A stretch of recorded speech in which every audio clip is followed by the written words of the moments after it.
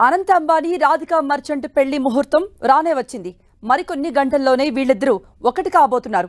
Pre wedding వేడుకలే కని విని ఎరుగుని రీతిలో జరిగాయి. ఇక పెళ్లి వేడుకలు అంతకు మించి ఉన్నట్టుగా ముంబైలో అన్ని ఏర్పాట్లు చేశారు.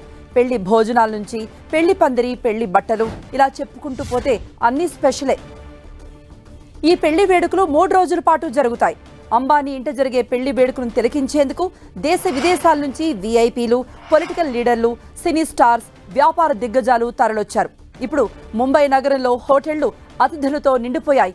ఏ హోటల్కు వెళ్లినా హౌస్ఫుల్ అనే బోర్డే దర్శనమిస్తోంది.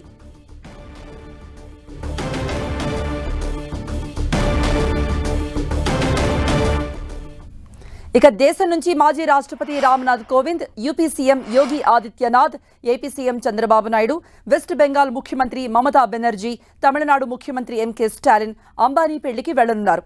వీరితో వివిధ రాష్ట్రాల మంత్రులు, ప్రతిపక్ష నేతలు అంబానీ ఇంట జరిగే పెళ్లికి కదిలి వెడుతున్నారు. ఇక ఇంటర్నేషనల్ అతిథుల లిస్టు కూడా బోలెడంత ఉంది. అమెరికన్ పొలిటీషియన్ జాన్ కెర్రీ నుండి హాలీవుడ్ స్టార్ కిమ్ కర్దాషియన్ వరకు ఎందరో అతిరథ మహారథులు తరలొస్తున్నారు.